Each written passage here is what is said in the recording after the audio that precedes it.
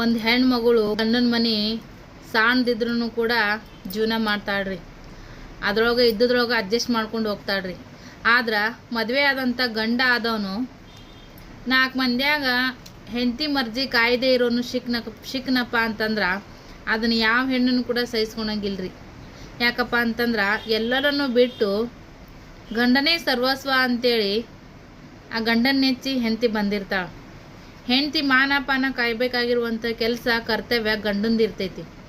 ಅದೇ ಮಾನ ಮರ್ಯಾದೆಗೆ ಧಕ್ಕೆ ತರುವಂಥ ಕೆಲಸ ಅದೇ ಗಂಡನೇ ಮಾಡ್ತಾನಪ್ಪ ಅಂತಂದ್ಮ್ಯಾಗ ಬೇರೆನೇ ಎದ್ದು ಹೊಲ ಮೇಯ್ದಂಗೆ ಆಗ್ತೈತಿ.